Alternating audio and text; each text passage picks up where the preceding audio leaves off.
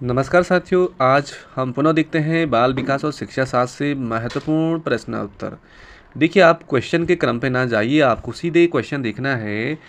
Stanford बीने परीक्षण मापन करता है, किसका करता है साथियों? तो बीने परीक्षण मापन करता है, सीधे ऑप्शन नंबर सी राइट हो जाएगा, बुद्धि का। बुद्धि इसका राइट आंसर है। नेक्स्ट पे बढ़ते हैं। डॉट डॉट डॉट अधिगम के प्राथमिक नियमों में एक हैं।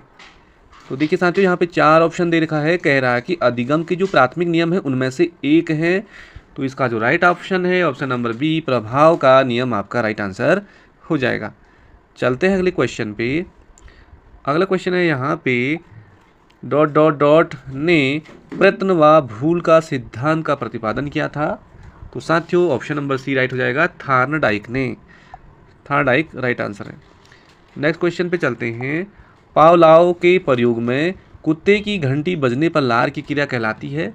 जैसे ही घंटी बजती है और कुत्ते की लार टपकती है तो वह क्रिया क्या कहलाती है?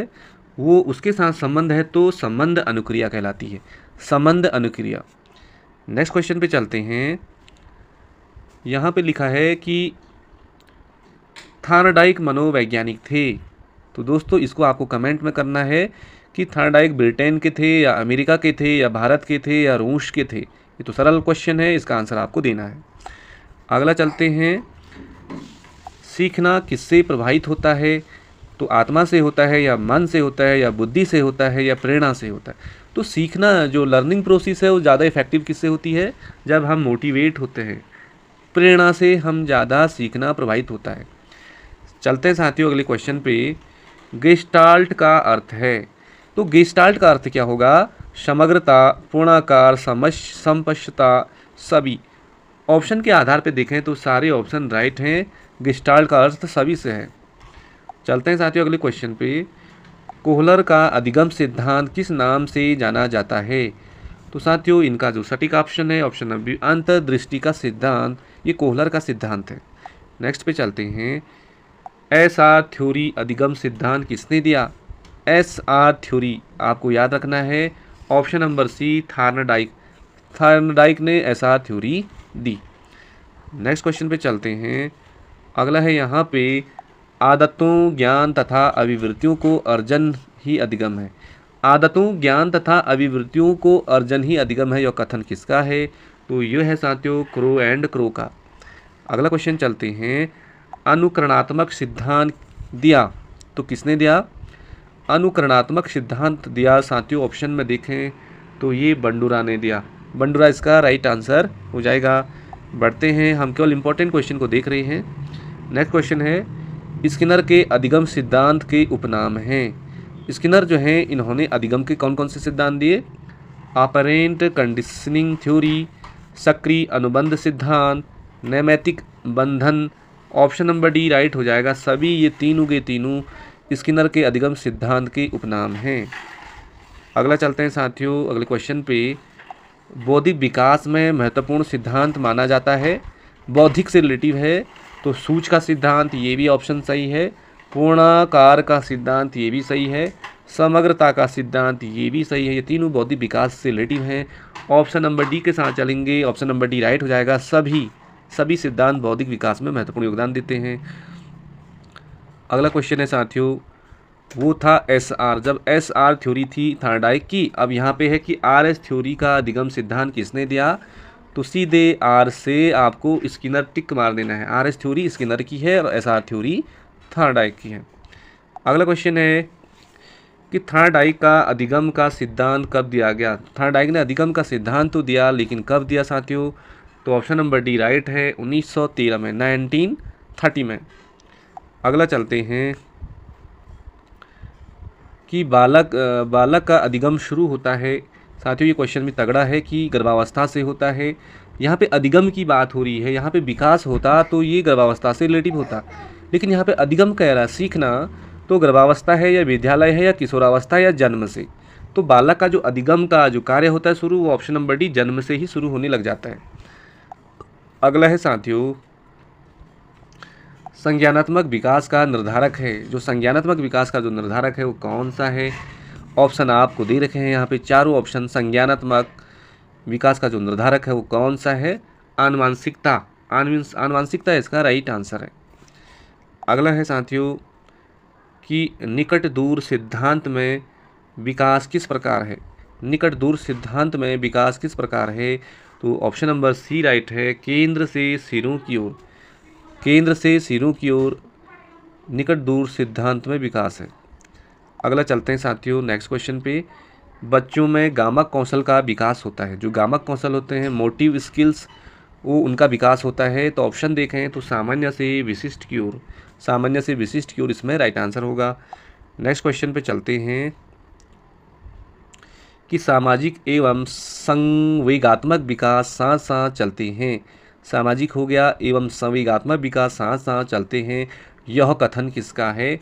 तो साथियों किसका होगा, आपको चेक करना है अपने आप को। तो ये हो जाएगा क्रो एंड क्रो का। नेक्स्ट पे चलते हैं। यहाँ पे लिखा है कि ब्रजेश के अनुसार उत्तेजना भाग है। तो उत्तेजना, एक्साइटमेंट, तो ये ऑप्शन नंबर कौन सा राइट होगा इसका, तो ये हो जाएगा संवेग जो होते हैं, संवेगात्मक विकास का ही ब्रजेश के अनुसार उत्तेजना भाग है। Option number B right. अगला चलते हैं।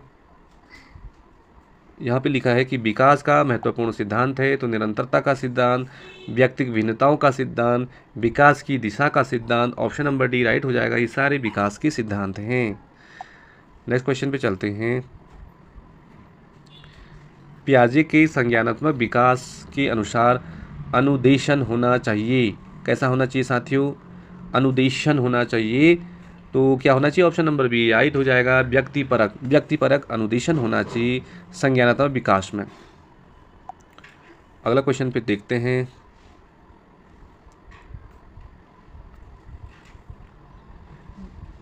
यहाँ पे क्वेश्चन है कि बालकों का मुफ्त एवं अनिवार्य शिक्षा अधिकार 2009 देश में कब लागू हुआ। तो साथियों ये तो सभी को पता होगा कि 1 अप्रैल 2010 से बालकों का जो मुफ्त एवं अनिवार्य शिक्षा का अधिकार देश में लागू हुआ। अगला क्वेश्चन देखते हैं कि एनसीएफ 2005 का विस्तार रूप क्या है। तो क्या होगा साथियों इसमें, नेशनल करिकुलम फ्रेमवर्क 2005 एनसीएफ। अगला चलते हैं कि बच्चों का मूल्यांकन होना चाहिए। कैसा होना चाहिए बच्चों का मूल्यांकन, तो बच्चों का साथियों मूल्यांकन होना चाहिए, ऑप्शन नंबर बी सतत एवं व्यापक मूल्यांकन होना चाहिए। अगला देखें।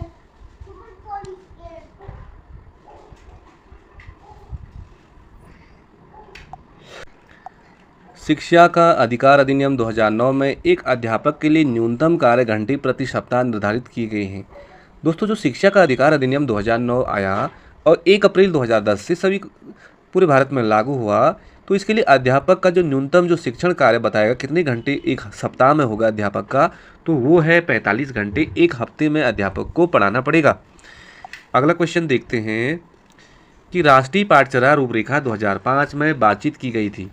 किसकी बातचीत की गई थी, सटीक ऑप्शन देखेंगे तो हम पहला है कि ज्ञान स्थायी है, वह दिया जाता है, से ज्ञान का विकास होता है और इसकी संरचना की जाती है। तो पहला ऑप्शन इसका राइट आंसर है।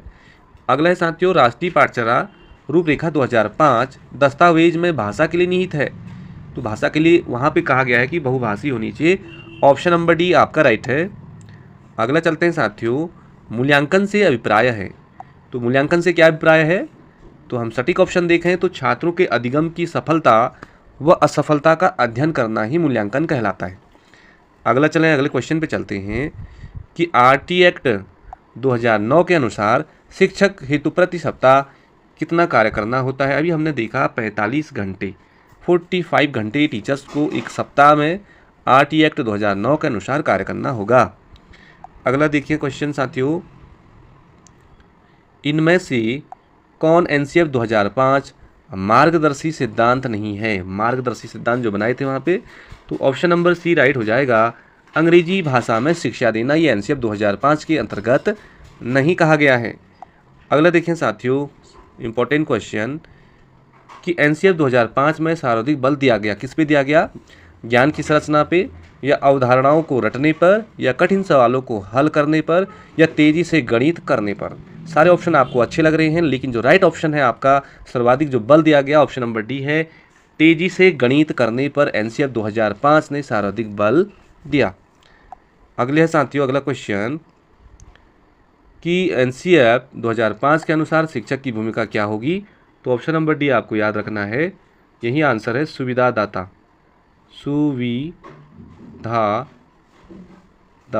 सुविधादाता। तो एनसीईआरटी 2005 के अनुसार जो शिक्षक की भूमिका है वो एज ए फैसिलिटेटर के तौर पे रहेगी। सुविधादाता is right answer, option number D right. तो साथियों ये थे क्वेश्चन और आज के लिए इतना ही काफ़ी है। मिलते हैं किसी अगली वीडियो में, तब तक के लिए बाय बाय, जय हिंद।